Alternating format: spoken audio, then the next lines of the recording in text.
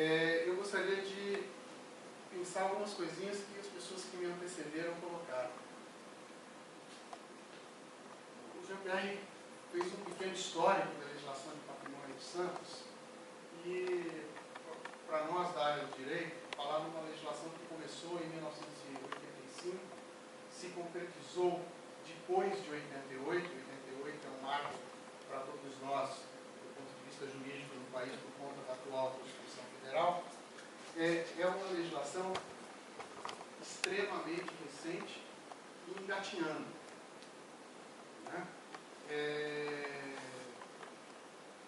Portanto, e uma legislação cunhada dentro de um único viés histórico, que é o viés pós-revolução, ou golpe, vamos entrar no mérito, de 64, onde a sociedade queria retomar o seu lugar, né, perante o Estado brasileiro, e criou uma série de normas que foram incluídas no texto constitucional e que balizam o nosso ordenamento.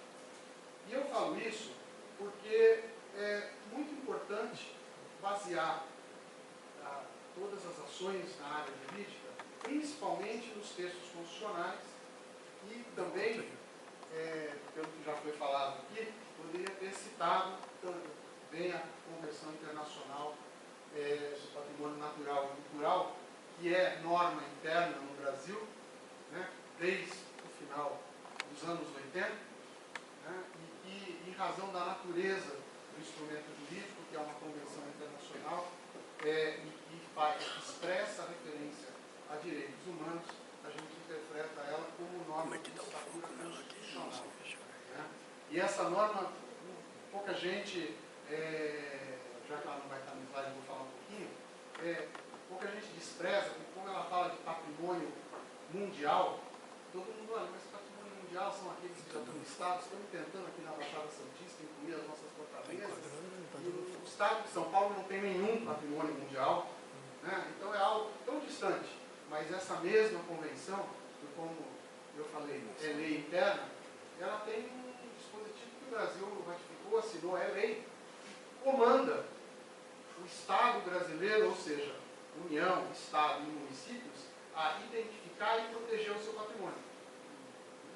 Tá? Então, está lá numa norma com estatura de norma constitucional, embora a nossa própria Constituição, a gente vai ver um pouquinho mais para frente, também fala sobre isso. E por que isso? Porque nós vivemos num país que, infelizmente, cada governo que assume quer mudar a legislação de acordo com o seu perfil, seja ele ideológico, político, partidário, pouco importa. Então, nós temos um conceito de lei inferior muito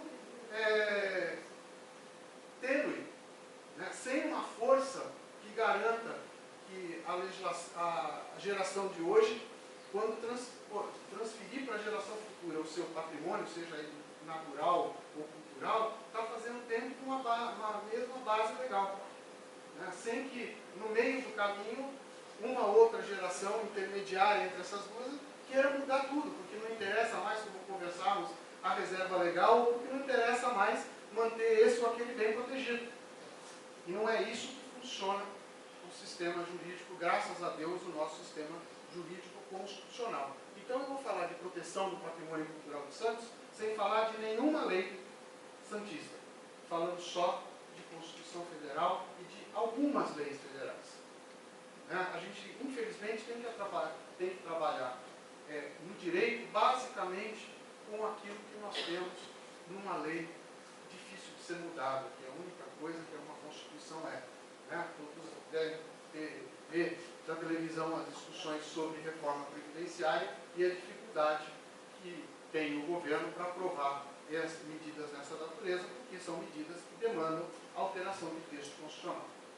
Então, graças a Deus, ainda ninguém propôs alteração de texto constitucional desses temas que são mais caros para a nossa sociedade. Então, feita essa pequena introdução, a gente vai... só um outro parênteses. A nossa legislação é muito complexo quando você trata de legislação e a atividade de outros profissionais. né? O direito ele tem algumas regras que elas precisam ser observadas, porque elas vão dizer para o juiz, para o aplicador do direito, como é que ele tem que ser interpretado.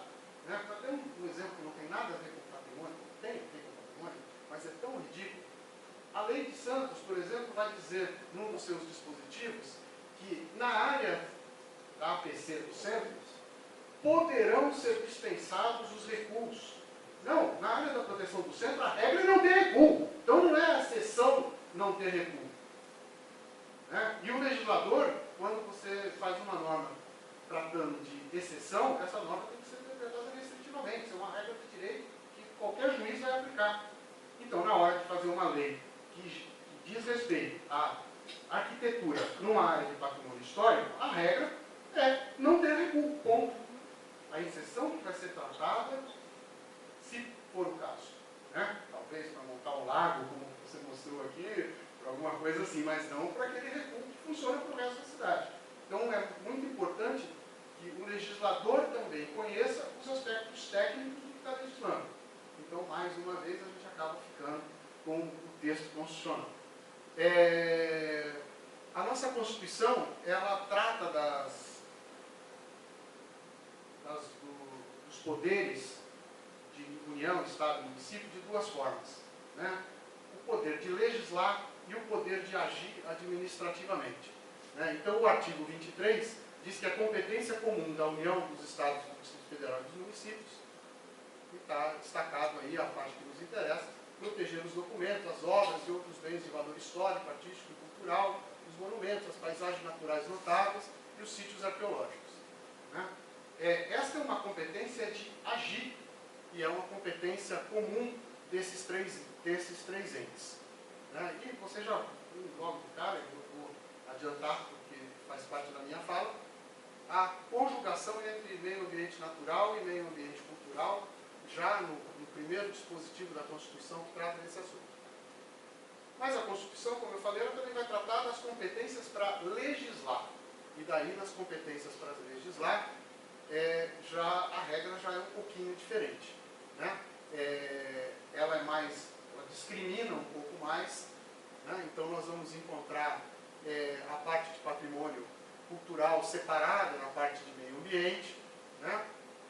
Nós vamos ver que o município não aparece no dispositivo legal, né? Então a competência legislativa original é da União, dos Estados e do Distrito Federal, né? E explica que a União legisla por norma de caráter geral, né? E os municípios vão apenas suplementar, os Estados e o Distrito Federal vão apenas suplementar essa legislação. E, claro, que quando não existia a legislação federal, a legislação estadual ela tem uma abrangência um pouco maior. Bom, mas e o município?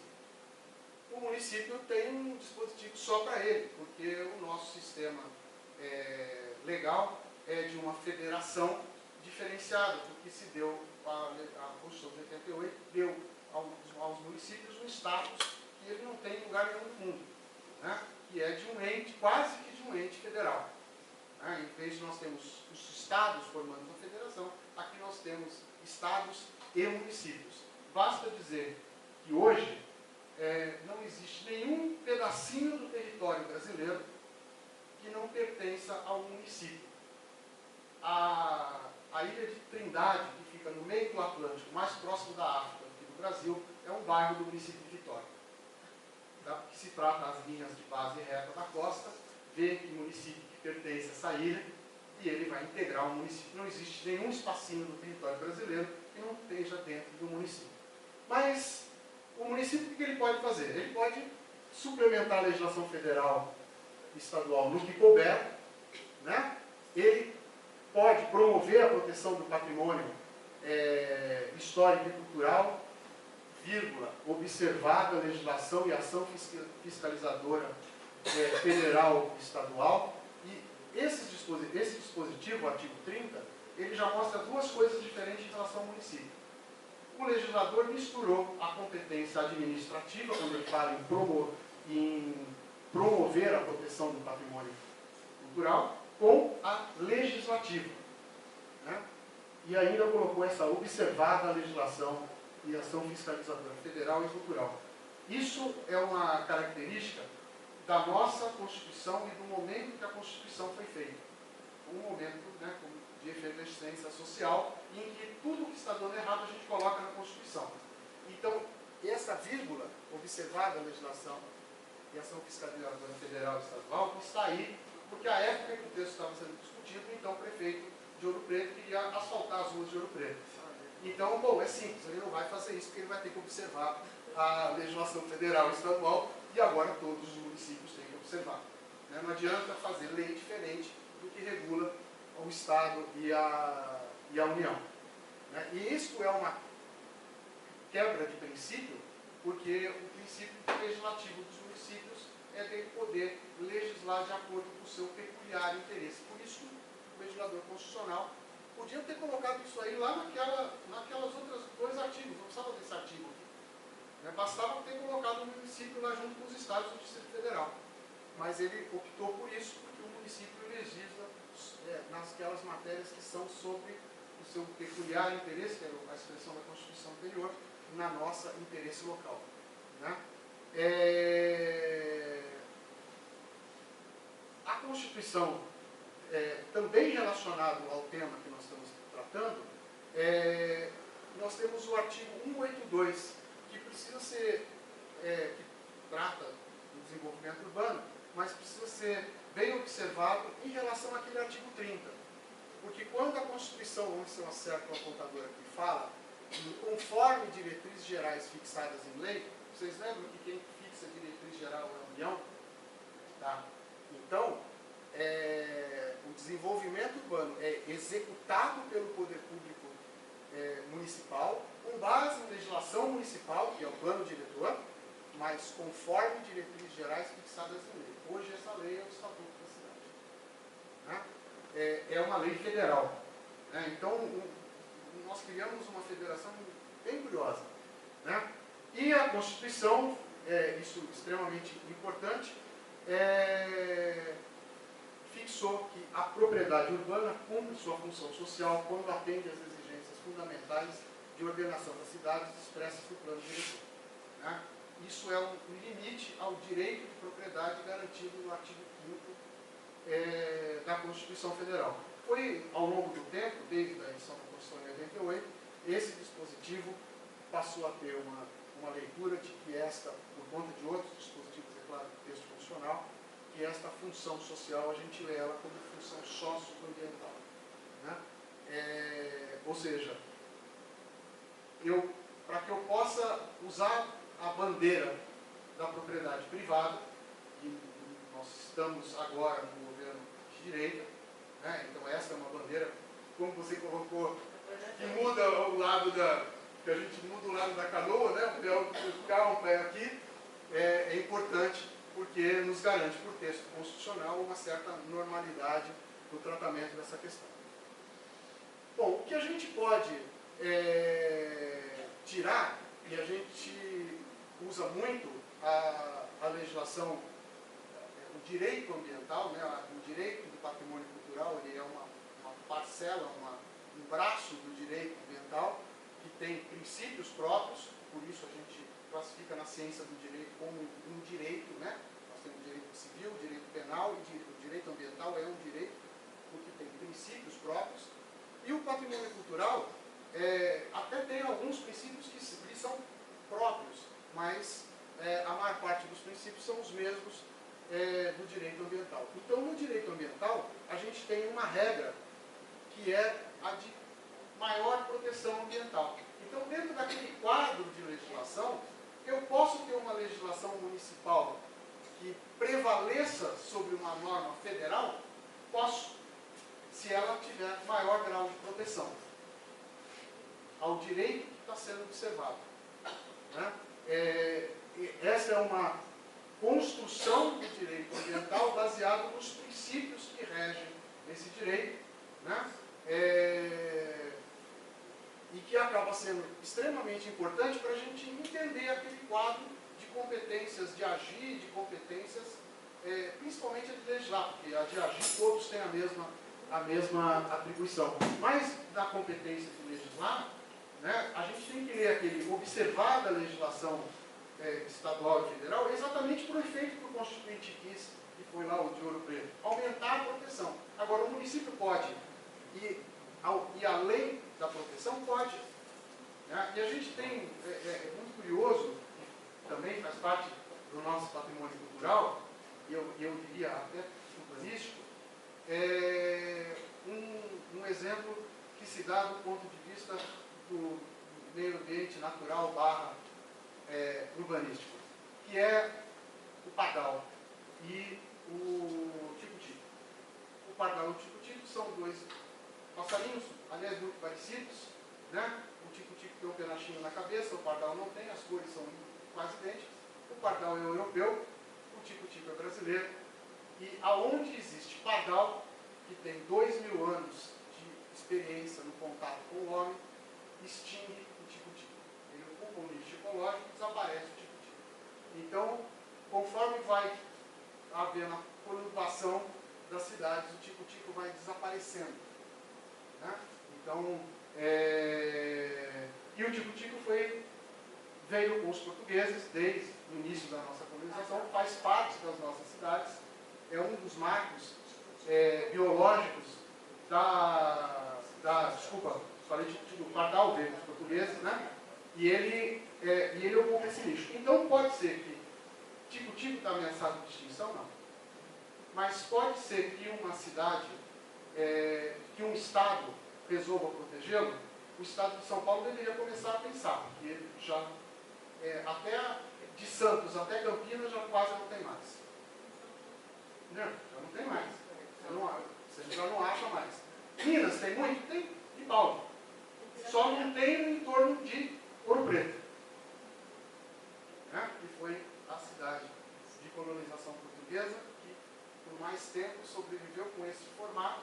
Então os pardais estão lá felizes em Ouro Preto. Então, no entorno de Ouro Preto, tem um conjunto de montanhas, os pardais estão concentrados naquele, mas é um fenômeno ambiental interessante. Então, o município pode resolver proteger o tico-tico, porque só naquela sua esfera ele é importante, porque ele remete à infância das pessoas, ele remete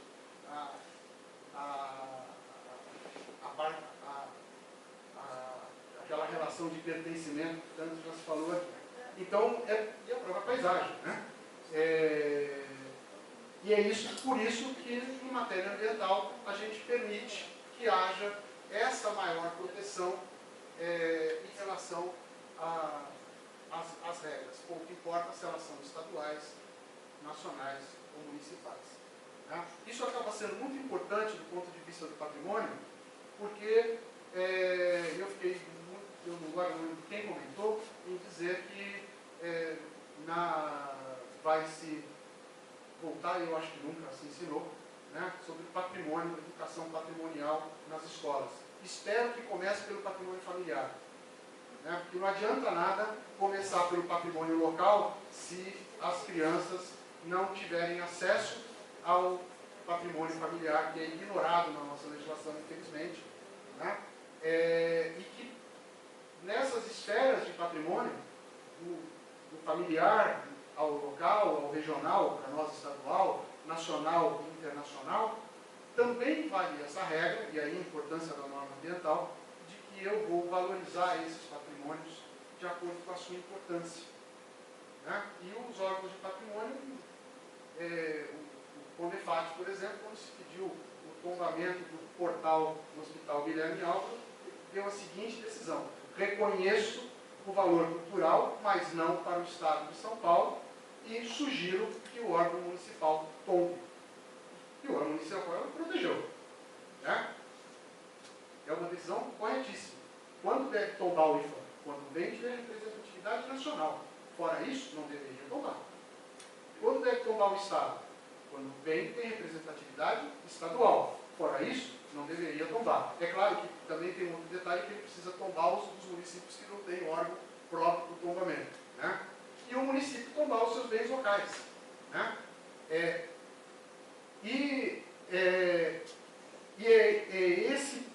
Esse conceito que a legislação e o texto constitucional permite que a gente tire.